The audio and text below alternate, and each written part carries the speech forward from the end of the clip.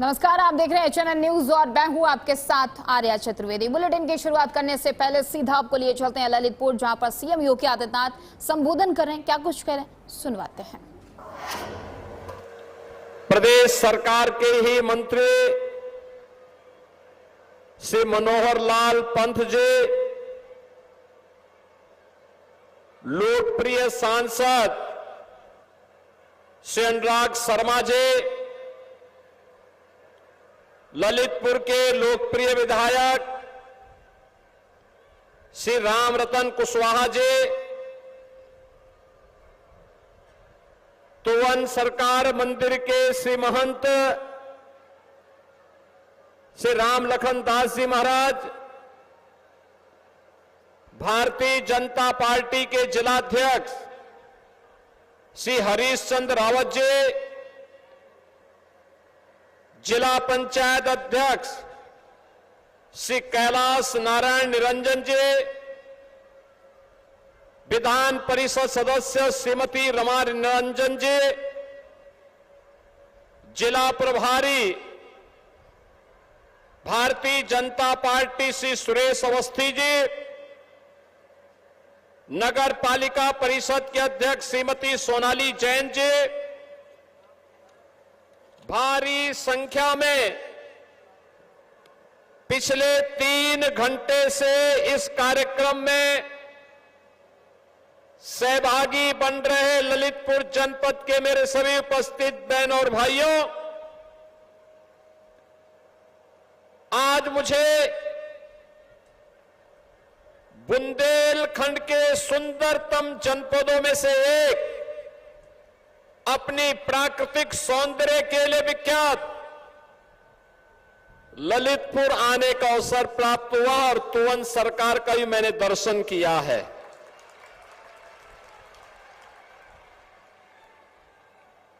इस बार आने में थोड़ा देर हुई है,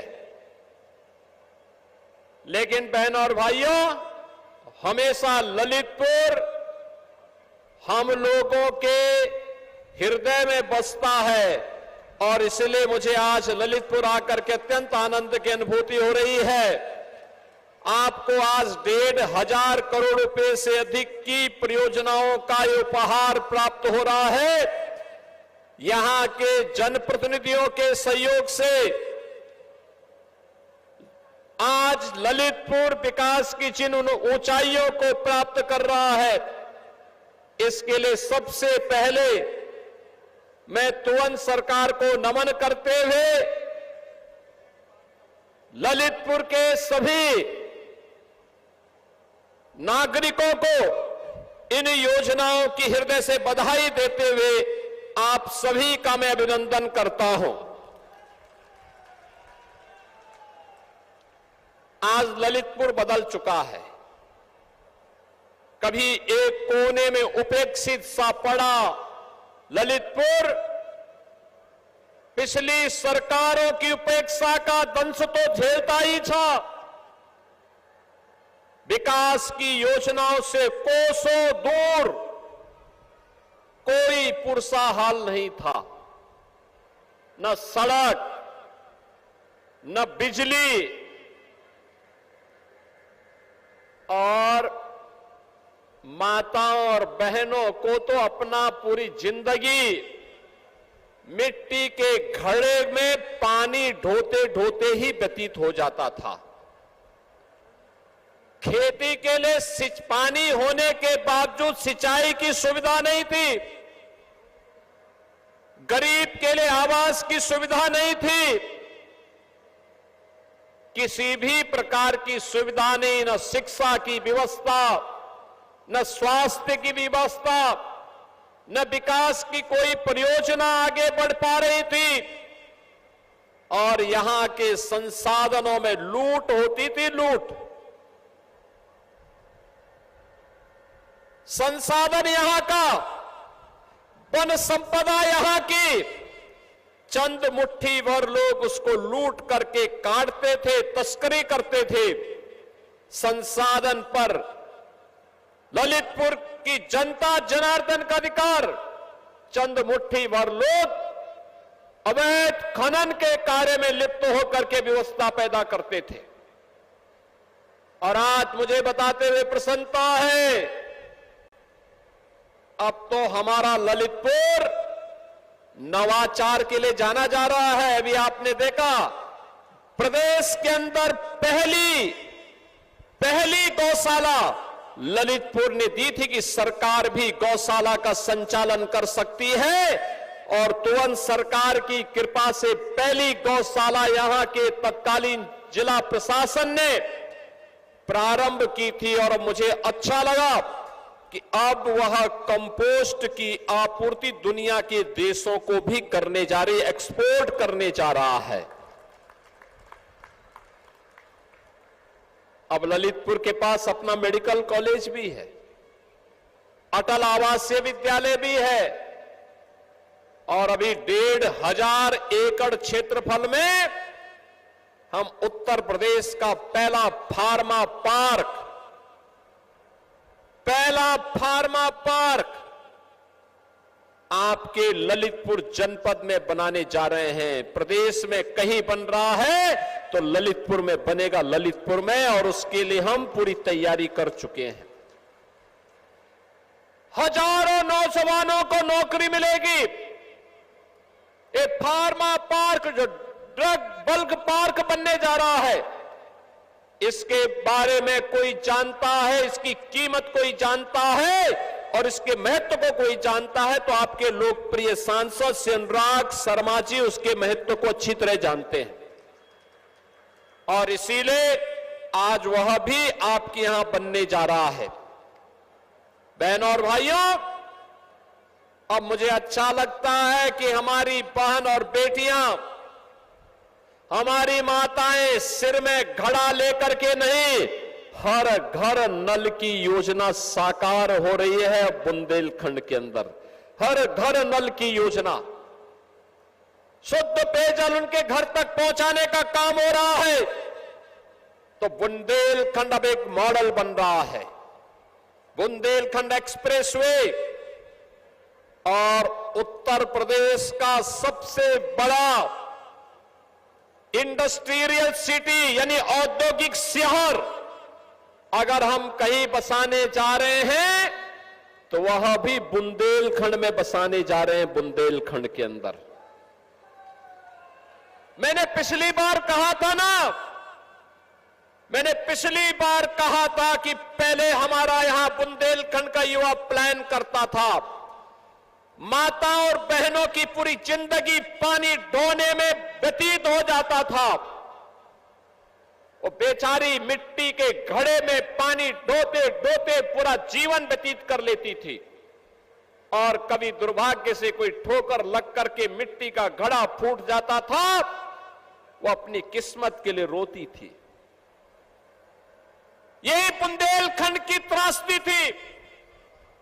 ऐसा नहीं कि आपके पास जल संसाधन न रहा हो, ऐसा नहीं कि आपके पूर्वजों ने मेहनत से बुंदेलखंड को सजाया और संवारा न हो, लेकिन पिछली सरकारों के निकम्मेपन के कारण, माफिया वृत्ति के नाते बुंदेलखंड पिछड़ा था। नौजवान पलायन कर रहा था,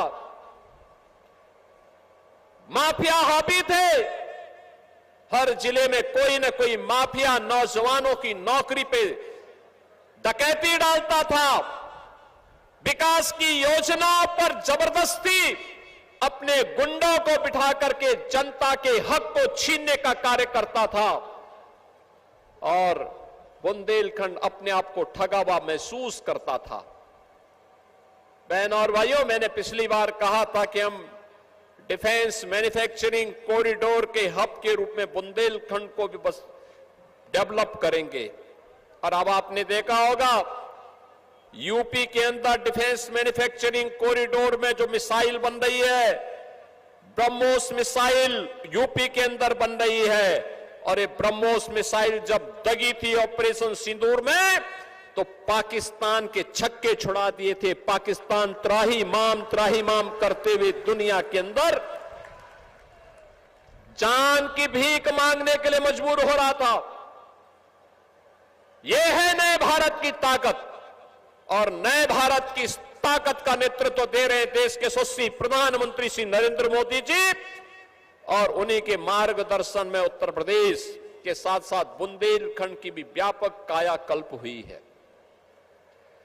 ये कायाकल्प की कहानी नौजवान के लिए नौकरी और रोजगार की है, बहन और बेटियों की सुरक्षा और उनकी समृद्धि से है। अब यहां की बहनें मिट्टी के घड़े में पानी ढोने के लिए नहीं, बल्कि बलेनी मिल्क प्रोड्यूसर के माध्यम से कैसे महिला स्वयंसेवी समूह तेजी के साथ आगे बढ़कर के अपनी आय बढ़ा सकती है, इसका मॉडल बन रही है। और उस मॉडल का प्रतीक कोई बन रहा है तो हमारा बुंदेलखंड बन रहा है, झांसी बन रहा है, ललितपुर बन रहा है। अब तो यहां पर विकास की योजनाएं, वर्षों से लंबित सिंचाई की परियोजनाओं को तेजी के साथ आगे बढ़ाने का काम किया गया है। आज आप देख रहे होंगे, कभी अर्जुन सहायक परियोजना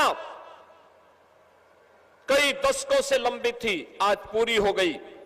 रतौली बांध, बावनी बांध, कसनौदा बांध, मझगावा और चिल्ली स्प्रिंकलर सिंचाई परियोजनाओं ने आज बुंदेलखंड के अन्नदाता किसानों की किस्मत को बदला है।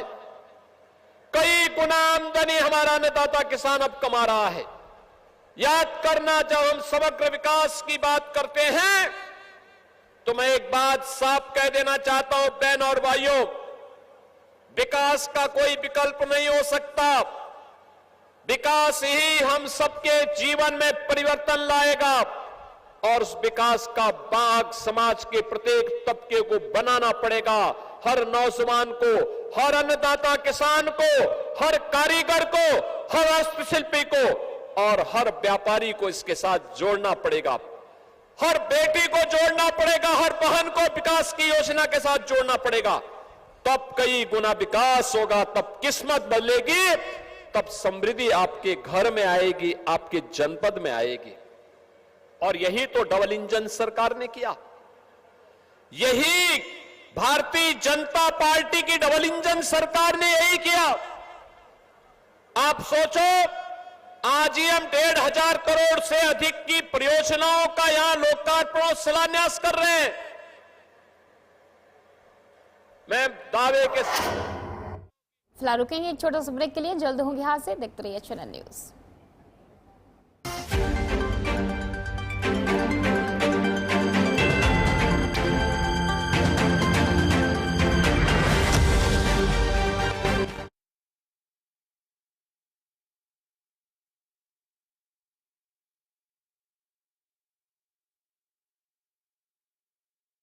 आइसक्रीम खाओगी? जंगल में आइसक्रीम मिलती है।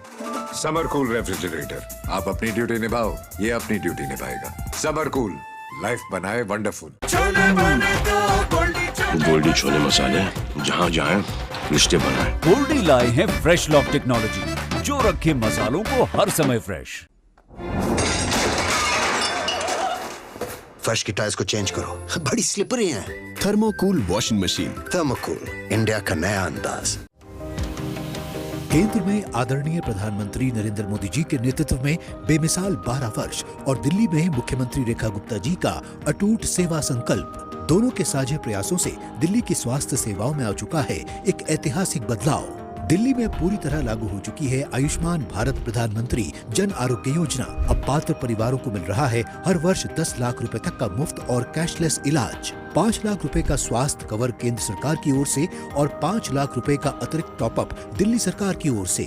यही नहीं, 70 वर्ष या उससे अधिक आयु के वरिष्ठ नागरिकों को भी आयुष्मान वय वंदन योजना का लाभ मिल रहा है, जिससे उन्हें भी 10 लाख रुपए तक की स्वास्थ्य सुरक्षा प्राप्त हो रही है। दिल्ली के सैकड़ों सरकारी और निजी अस्पतालों में अब इलाज हो रहा है आसान, कैशलेस और सुलभ। प्रधानमंत्री नरेंद्र मोदी जी के विजन और मुख्यमंत्री रेखा गुप्ता जी के समर्पण से और अधिक स्वस्थ बन रही है हमारी दिल्ली। स्वस्थ दिल्ली, सशक्त दिल्ली।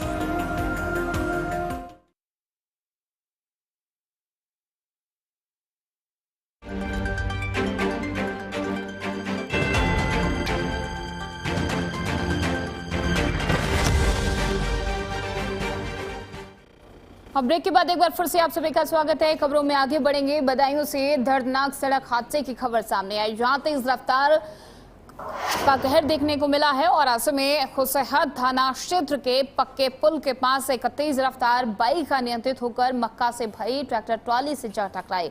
जानकारी के मुताबिक एक ही बाइक पर 3 लोग सवार थे, जिसके 2 लोगों की मौके पर ही मौत हो गई, जबकि एक व्यक्ति गंभीर रूप से घायल हो गया। हादसे के बाद मृतकों के परिवार में कोहराम मचा हुआ है। सूचना मिलने पर पुलिस मौके पर पहुंची और ट्रैक्टर ट्रॉली को कब्जे में ले लिया गया। साथ ही दोनों शवों को पोस्टमार्टम के लिए भेज दिया गया। फिलहाल पुलिस मामले की जांच पड़ताल कर रही है।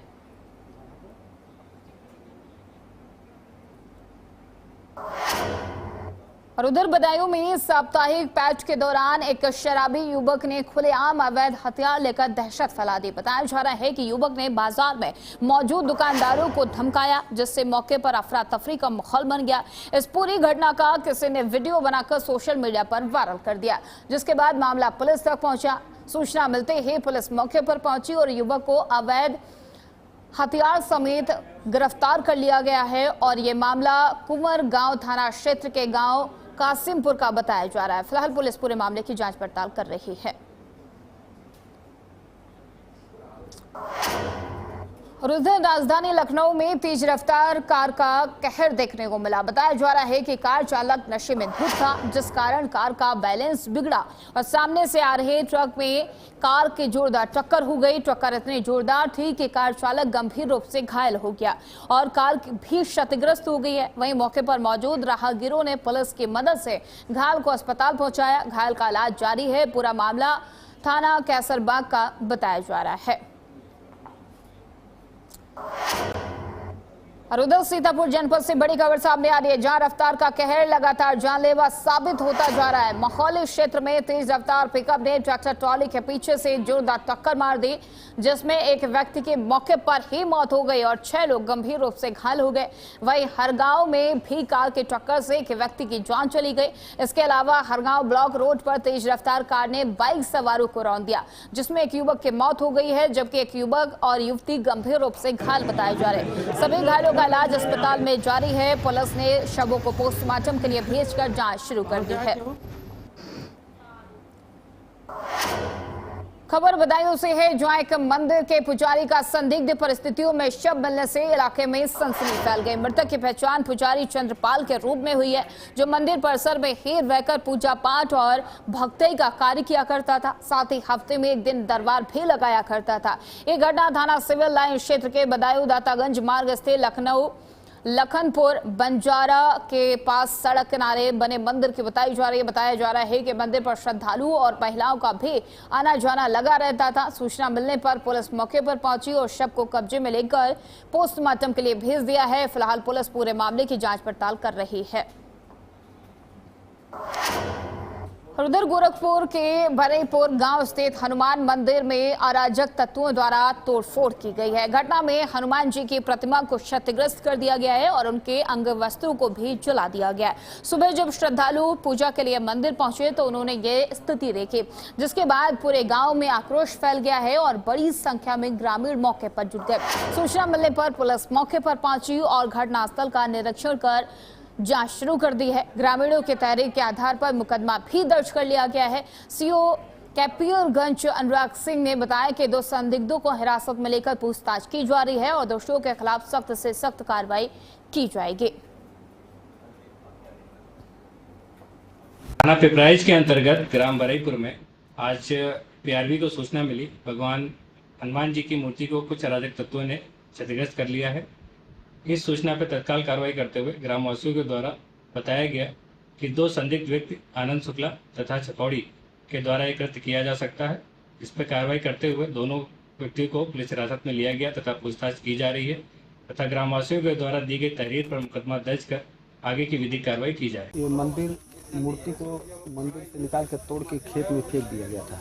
सुबह हम लोगों को तो पता चला कि मंदिर टूट गया है, तो पता चला यहाँ आया गया तो देखा गया तमाम लोग जुटे हैं। मंदिर टूटा हुआ फेंका हुआ है, उस खेत में जलाया गया था। मंदिर को तोड़ दिया गया था, ईंटा से एक ईंटा भी मिला, वहाँ ईंटा से मार दिया गया था। कल आए तो शायद कुछ ऐसी बात भी ये हमें पता नहीं है इसके बारे में, जो कि यहाँ से वो अपना ताम झाम लेकर गांव में चले गए। गांव में भी उनका मकान है, वहाँ शायद कह रहे हैं हम अपना बनाए थे। कल का जो मैटर है, कल मैटर में वो भी आया था। अब उनके साथ क्या हुआ, ये आनंद शुक्ला या चकौड़ी, ये दोनों ही बता सकते हैं कि कौन ये तोड़ा है और क्यों तोड़ा गया। खबर बदायूं के दातागंज से है, जहां उस समय हड़कंप मच गया जब 11,000 की बिजली लाइन में अचानक आग लग गई। बताया जा रहा है कि विद्युत विभाग के हाई टेंशन लाइन में फॉल्ट होने के कारण ये घटना हुई है। ये घटना आग लगने के बाद चिंगारियां नीचे बाजार में रेहड़ी पटरी पर लगे फल और सब्जियों के ठेले पर पहुंच गई, जिससे कई दुकानों में आग भी लग गई। घटना के बाद बाजार में अफरा तफरी मच गई और दुकानदारों में भगदड़ जैसी स्थिति बन गई। रेहड़ी पटरी और मौजूद लोगों ने किसी तरह भागकर अपनी जान बचाई। गनीमत रही कि इस समय रहते बड़ा हादसा टल गया। फिलहाल स्थिति पर काबू पा लिया गया है। उन्नाव से बड़ी खबर सामने आ रही है, जहां पर दो डंपर आपस में टकरा गए, जिसमें डंपर क्लीनर के मौके पर ही मौत हो गई। वहीं चालक गंभीर रूप से घायल बताया जा रहा है। हादसा इतना भीषण था कि काफी देर तक यातायात भी प्रभावित रहा। वहीं दूसरी तरफ सूचना पर पहुंची पुलिस ने शव को कब्जे में लेकर पोस्टमार्टम के लिए भेज दिया है और गंभीर रूप से घायल चालक को जिला अस्पताल में भर्ती करवाया। इस दौरान काफी देर तक यातायात भी प्रभावित रहा। हालांकि बाद में दुर्घटनाग्रस्त वाहनों को सड़क से हटा लिया गया है। खबर मुरादाबाद से है, जहां पुलिस ने चर्चित अंकित हत्याकांड के दूसरे आरोपी विशाल चौधरी को मुठभेड़ के बाद गिरफ्तार कर लिया है। पुलिस के अनुसार गिरफ्तारी के दौरान हुई मुठभेड़ में आरोपी के पैर में गोली लग गई। आपको बता दें कि आरोपी के कब्जे से घटना में इस्तेमाल किया गया अवैध तमंचा और कारतूस भी बरामद हुए हैं और आरोपी के पर हत्या के प्रयास और SC/ST एक्ट समेत कई गंभीर मुकदमे दर्ज हैं। 14 जून 2026 को थाना कुंदरकी के खन्नूपुरा गांव में एक व्यक्ति की गोली मार के हत्या कर देने तथा दूसरे व्यक्ति की जान लेने की नियत से फायरिंग करने के संबंध में 2 अभियोग पंजीकृत हुए थे। इन दोनों अभियोगों में जो नामित एक्यूज थे उनकी गिरफ्तारी हेतु टीमों का गठन किया गया था तथा 2 अभियुक्तों पे 25,000 का इनाम भी घोषित किया गया था। और उधर नोएडा में रविवार को नीट यूजी पुनर्परीक्षा का आयोजन किया जाएगा। जिले के 23 परीक्षा केंद्रों पर करीब 11,302 अभ्यर्थी परीक्षा में शामिल होंगे। परीक्षा को निष्पक्ष और सुरक्षित तरीके से संपन्न कराने के लिए प्रशासन ने व्यापक इंतजाम किए हैं। नोएडा पुलिस और प्रशासनिक अधिकारियों ने मॉक ड्रिल कर सुरक्षा व्यवस्थाओं का जायजा लिया है। सभी परीक्षा केंद्रों पर CCTV कैमरे, जैमर और कड़ी निगरानी की व्यवस्था की गई है। पेपर लीक विवाद के बाद NTA ने पुनर्परीक्षा कराने का फैसला लिया है, जिसके चलते कई अभ्यर्थियों के परीक्षा केंद्र भी बदले गए। परीक्षा दोपहर 2 बजे से शाम 5:20 तक चलेगी, जबकि केंद्रों में प्रवेश का अंतिम समय 1:30 बजे निर्धारित किया गया है।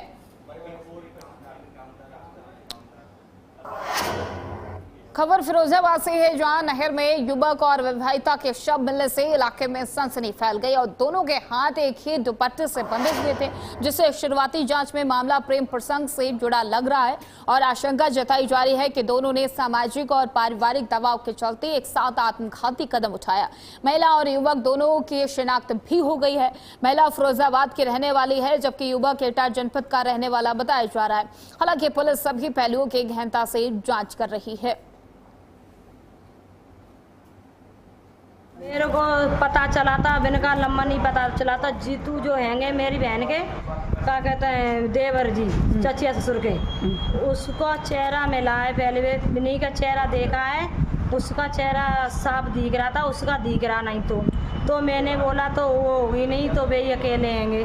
तो बहन ने फ़ोन किया था, जी फ़ोन में मैडम नहीं कर रही है, कौन है। तो फिर बाद में अवगत कराना है कि आज दिनांक 19/6/2026 को समय करीब 4:45 बजे डायल 112 के माध्यम से राधे श्याम निवासी ग्राम नगला प्रमुख द्वारा सूचना दी गई कि 2 शव बूढ़ा नहर में तैरते हुए जा रहे हैं। उक्त सूचना पर थाना शुरुआत पुलिस टीम द्वारा मौके पर पहुंचकर दोनों शवों को बाहर निकाला गया। दोनों शवों के हाथ चुन्नी से बंधे हुए थे। इनमें एक शव की जेब से पर्स, मोबाइल फोन, घड़ी इत्यादि प्राप्त हुई हैं तथा एक आधार कार्ड जिस पर नाम जितेंद्र कुमार पुत्र उमेश चंद्र निवासी सहनैवा आवागढ़ एटा लिखा है।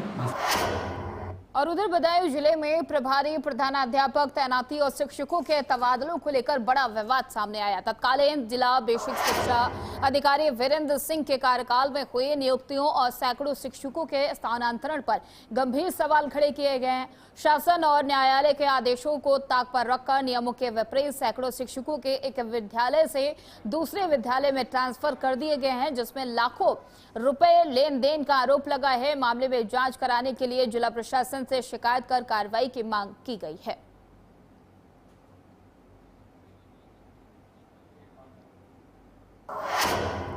फिलहाल इस बुलेटिन में इतना ही। खबरों का सिलसिला आगे भी जारी रहेगा। देखते रहिए CNN न्यूज।